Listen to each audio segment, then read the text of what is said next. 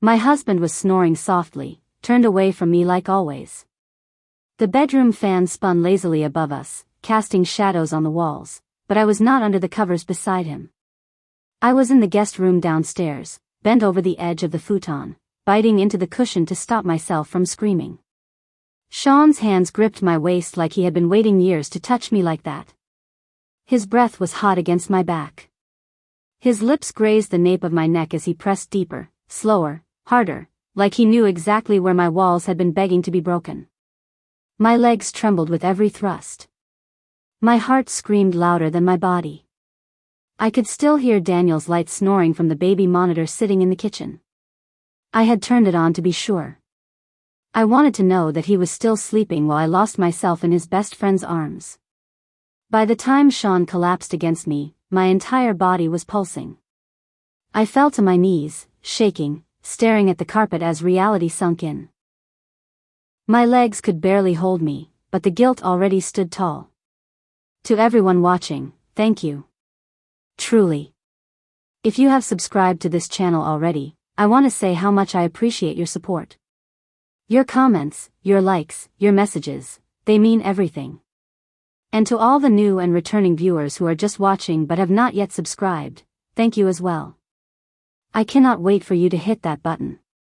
It is what fuels me to keep sharing these raw, emotional, and real stories with you. Do not forget to comment your thoughts down below. I read every single one. Now, let me introduce myself. My name is Melissa Carter. I am 34 years old, and I live in the northern suburbs of Atlanta, Georgia. I have been married to my husband Daniel for 10 years. We met at a friend's wedding when I was 22 and working as a bartender downtown. He was the one who picked up his buddy's tab and stayed back to help me clean up the bar after midnight. Daniel was always kind. Always consistent.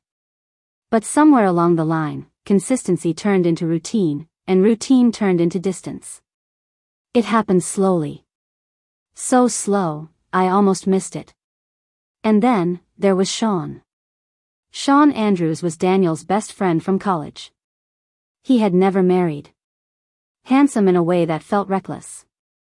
A real estate broker with a six-figure smile and eyes that never stopped watching. He visited often. Birthdays. Cookouts. Game nights. And every time he hugged me, it lingered a little too long. I told myself it was harmless. Until it wasn't. The night it happened, Daniel and I had just come back from dinner. Nothing fancy. Just takeout from the Thai place around the corner. We ate in silence, like we always did lately. He fell asleep on the couch while watching a Braves game, and I did not even wake him when I went to bed. Shawn texted me around 11:37 p.m. Still awake? I did not answer right away. But my pulse did. I found myself in the kitchen 20 minutes later. I told myself I was going for water. He was already there, leaning against the counter with that half-smirk he always wore when he knew he was about to do something dangerous. Neither of us said anything at first. But when he stepped closer and took the glass from my hand, brushing his fingers against mine, I forgot what water even was. He kissed me before I could stop him. His mouth was warm, demanding, and so full of everything I had missed: attention, hunger, care. He whispered that he had been thinking about me for years. That he hated how Daniel treated me like furniture. That I deserved more. I should have walked away. I should have screamed. Instead, I followed him down the hall, into the guest room, with a storm booming outside like the universe already knew what we were about to destroy. He undressed me slowly, like I was a gift he had waited a decade to open. His hands shook, but his eyes never left mine. When he laid me down, I felt alive in a way I had forgotten I could. The way he touched me, it was not rushed. It was not cold. It was not quiet. And when he entered me, it was not just physical. It was everything Daniel had stopped giving me. It was whispers of apology and promises of something forbidden. I bit the pillow as his rhythm grew urgent. The sound of the rain outside mixed with my own cries. The thrill of it all, the danger, the secrecy, the betrayal, it made every nerve in my body spark to life. My legs shook from the intensity, and by the end, I could hardly breathe. He kissed the back of my neck one last time before pulling me into his arms. I wanted to fall asleep there, in that sinful warmth. But then I heard it. A faint creak just outside the door. We froze. My pulse slammed against my ribs. Shawn looked at me, wide-eyed. Neither of us moved for what felt like an eternity. Had someone heard? Was someone watching? Or was it just the house settling? I will never forget the silence that followed. Because sometimes silence is louder than any scream. I woke up the next morning in our bedroom. Daniel was in the shower. The sound of running water made it almost too easy to pretend the night before had been a dream. But my legs ached from more than sleep, and my heart was far too heavy for fiction. Shawn had left quietly, sometime before dawn. I never heard the front door open. I only knew he was gone when I crept down the hallway and found the guest room empty, the sheets barely disturbed. The room looked untouched, but I would never forget how I felt on that futon, how alive, how wrong, how wanted. Daniel walked out of the bathroom with a towel wrapped around his waist, brushing his teeth. He looked the same. Calm. Normal. Unbothered. "Morning," he mumbled, his eyes never meeting mine. "Good morning," I answered, my voice softer than usual. He did not notice. Or maybe he did, and he chose to ignore it. We moved through the day like any other Saturday. Coffee. Groceries. Folding laundry. But I could feel something new in the air, a tension that had not been there before. Like the house had absorbed the sin and was now holding its breath. That night, Daniel made love to me. It was awkward. Mechanical. He barely looked at me. I closed my eyes and imagined Shawn. Then I hated myself for it. Afterward, I stared at the ceiling while Daniel fell asleep beside me, his breathing steady and shallow. I lay there in silence, hating how numb I felt. How empty. How broken. And I wondered, did he know? The days that followed blurred together. I avoided Shawn. He stopped texting. No explanation. No apology. Just silence. He did not show up at the gym where we used to cross paths. He missed poker night at Marcus's place. It was like he had evaporated, and that only made everything worse. One afternoon, I walked into the kitchen and saw Daniel looking at me from across the counter. Really looking. "You okay?" he asked, his voice low and even. "Yes." "Why?" He shrugged. "You seem tired. Distant." I forced a smile. "Just a lot on my mind." He nodded. "Let me know if you ever want to talk." That was it. That was all he said. But it felt intentional. Like a test. Like he was dangling a noose in front of me, waiting to see if I would pull the rope myself. I started remembering things differently. Small things. Like the way Daniel glanced at Shawn during our last cookout. The way he tensed when Shawn hugged me too long. Or the night Shawn drank too much and told Daniel, "You do not deserve her." Daniel had laughed, but his eyes were sharp. Too sharp. Was it possible that Daniel had known this entire time that Shawn wanted me? Was it possible he knew I wanted him back? 3 weeks after the night in the guest room, I saw Shawn again. I had just parked at the grocery store when he walked out of the wine aisle, pushing a cart and looking like nothing had ever happened. He froze when he saw me. I froze too. "Hey," he said, cautious. "Hi. You look good." "So do you." An awkward silence passed. Then I asked what I had been trying not to say, "Why did you disappear?" He glanced around, then stepped closer. His voice dropped. "Because it was wrong. I should not have done it. We should not have done it." I swallowed. "But you did not seem to think that while you were inside me." His eyes darkened. I saw guilt. I saw desire. And I saw something else, fear. "Melissa," he said, "Daniel knows." My stomach turned to ice. "What do you mean?" He hesitated. "The baby monitor in the kitchen. You turned it on. But Daniel has another one in his nightstand. He forgot to disconnect it after setting it up when his niece stayed over last month. He told me about it days before I came over. I do not think you knew it was still active." My world collapsed in an instant. "You think he hurt us?" "I do not think. I know." I could not feel my legs. I leaned against the nearest cart just to stay upright. "Why would he not say anything?" I asked, my voice shaking. Shawn looked haunted. "Because Daniel is not the type to blow up. He lets things boil." That night after dinner, I searched Daniel's nightstand. The monitor was there. It had been recording. The green light still blinked softly, like a ticking bomb that had already exploded. I sat alone in the kitchen that night, staring at the hardwood floor where Shawn had first touched me. And I began to think about everything. Not just what I had done, but what Daniel had been doing. Because something was off. His quietness. His coldness. His refusal to ask questions. A man like Daniel, who once panicked when I came home 2 hours late, now pretended not to notice when I spent full afternoons alone in my car, crying behind tinted windows. He was not in denial. He was in control. The next morning, I decided to look at Daniel's phone. I had never done it before.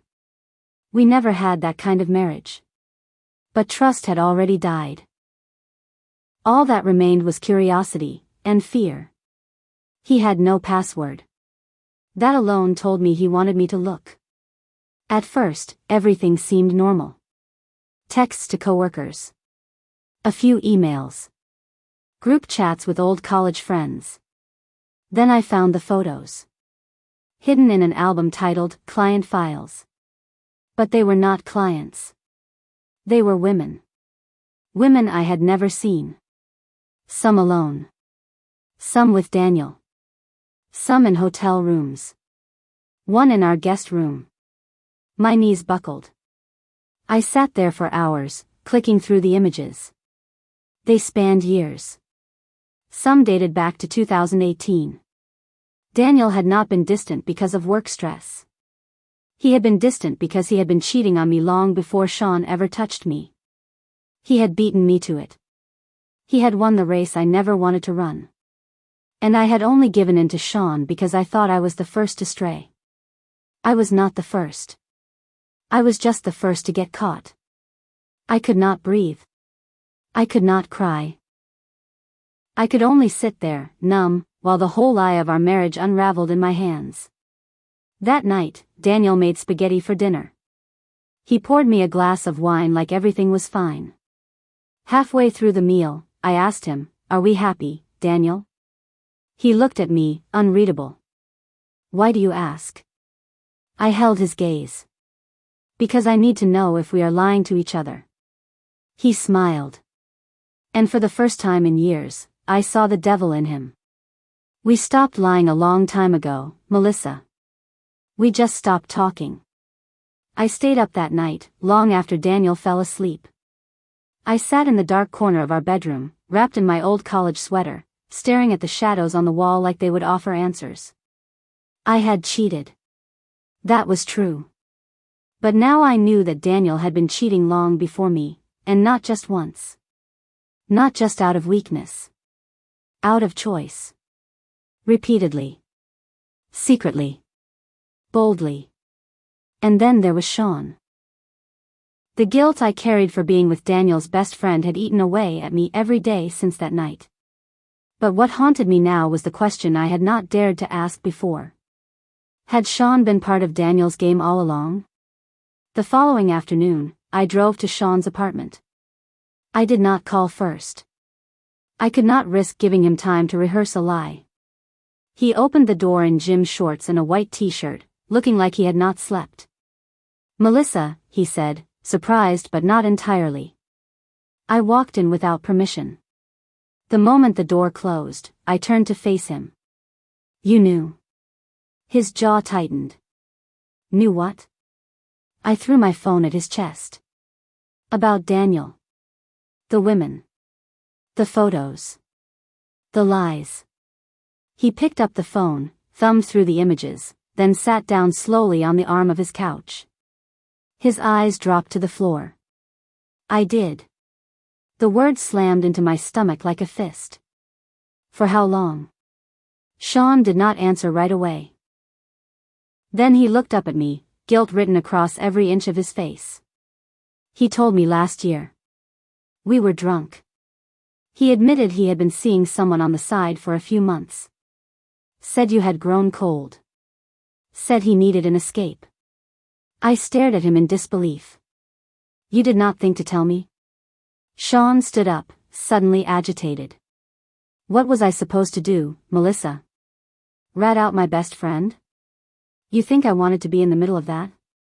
But you were not in the middle. You were on his side. And then you slept with me. You made me believe it meant something. He looked at me, then laughed bitterly. You think it did not kill me to see him treat you like you were invisible? You think I did not want you for years? But I never touched you. Not once. Not until you let me. So do not pretend I was the only one who crossed a line. My breath caught. That last sentence stung in a way I did not expect. But you used me, I said quietly. Shawn shook his head. I loved you. The room fell silent. I still do, he whispered. But I did not believe him. Not anymore. Because love without truth is just manipulation in disguise. When I returned home, Daniel was in the garage working on his motorcycle. I stood in the doorway, watching him wipe grease from his fingers. He looked up and smiled. Need something? Yes, I said. I need answers. He put the rag down. About what? You know what. His eyes met mine. Calm. Controlled. Too calm. You went through my phone. You left it open on purpose. He walked over, leaned against the wall, and crossed his arms. I figured it was time. Time for what? For you to know that I have not been the bad guy for as long as you thought. I stepped forward. So you admit it? He nodded. Yes. I cheated. A lot. But so did you. And we both know yours was worse. I froze. Worse? You had feelings. You wanted him. I could see it every time you smiled at him. Every time you laughed at something he said that was not even funny. You would not look at me that way anymore. You do not get to justify your actions by comparing them to mine. Daniel smirked. I do not need to. You already did that for me the night you opened your legs for Shawn. I slapped him before I could stop myself. His face turned with the force of it, but when he looked back at me, there was no anger. Only amusement. I deserve that, he said. But so do you. That night, I packed a suitcase. Daniel did not stop me. He did not ask where I was going or if I would come back. He just poured himself a glass of whiskey and turned on the TV like nothing had changed. Maybe nothing had. Maybe we had both been living separate lives under the same roof for far longer than we realized. As I drove away, I did not cry. I felt nothing. And nothing, I have learned, is worse than pain. Pain means you still care. Pain means there is still something left to fight for. I stayed with my sister for a while. I filed for divorce 2 weeks later. Daniel never contested it. He never asked for anything. Not the house. Not the car. Not even an apology. Shawn tried to reach out. He left flowers. Voicemails. One night he even showed up at my sister's house, asking for one more chance. But I did not want another chance. I wanted peace. I wanted to remember who I was before I became someone's wife, someone's mistress, someone's betrayal. Months passed. I started therapy. I began writing again. Journaling. Running. Eating meals without anxiety or silence. It felt strange at first, building a life without looking over my shoulder. One afternoon, I stood in front of the mirror and looked at myself for a long time. Not at my makeup. Not at my body. At my eyes. I had not looked into them in years. They looked tired, yes. But stronger. I had survived. You may ask me, do I regret what I did? Yes. And no. I regret giving my body to someone who did not deserve my heart. But I do not regret learning the truth about my husband. About myself. Sometimes the ugliest things we do are what finally force the truth out into the open. Sometimes betrayal is the only language some people understand. Would I do it again? I do not know. But I will never be that woman again, the one who begs for attention, who settles for crumbs, who chooses silence over confrontation. That version of me is gone. She died the night my legs shook. And from her ashes, I rose.